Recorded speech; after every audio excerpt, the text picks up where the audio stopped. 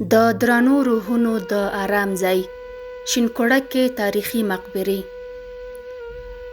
دلته د شینکوړک په زړه کې یوه خاموشه مقبره پراته ده، خو دا خاموشي د عادي کسانو نه ده. دلته هغه کسان آرام دي چې د افغانستان د قلم، قدرت او فرهنګ استازي پاتې شوي دي.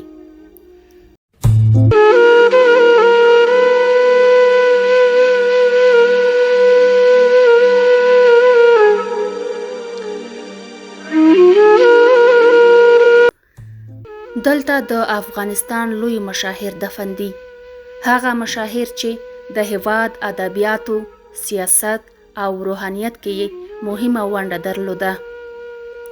شودین مجرو د شینکوړک د کلي اوسیدونکی و.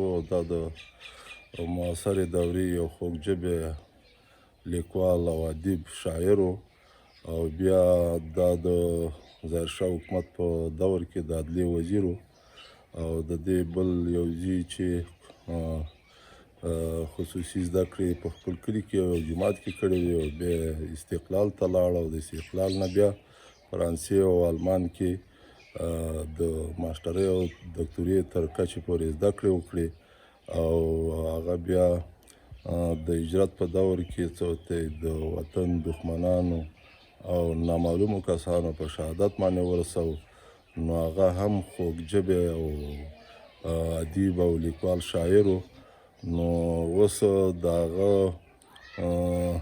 زوی سید نعیم مجرو دا په امریکا کې اوسیږي.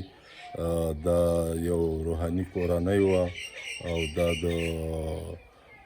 د افغانستان د بیا رغونې او د بیا پرمختګ دپاره ډېرې هلې ځلې کړي دي. نو ښه خلک دي او درانه خلک دی. نو د رادیو افغانستان لومړنۍ پښتو ژبې ویونده سیده مستوره شال چې د کونړ د اسمار ولسوالۍ د شال په کلي کې زیږېدلې وه، او افغانستان کې یې د رادیو د فعالېدو سره لومړنۍ پښتانه وه چې د رادیو افغانستان یې غږ پورته شو. سید شمس الدین مجروح د هیواد نوموتی لیکوال او سیاستوال و. ارواښاد مجروح په 1290 هجري شمسي کال کې زیږېدلی، چې د افغانستان د ادبیاتو او سیاسي ډګر یو ځلانده ستوری و. د اعلی حضرت محمد ظاهر شاه واکمنۍ کې د صدراعظم مرستیال په ګډون یې په ګڼو حکومتي څوکیو کار کړی.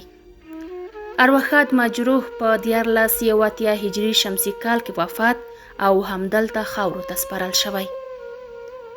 پوهاند سید بهاءالدین مجروح د افغانستان نومیالی فلسفي لیکوال او سیاستوال و.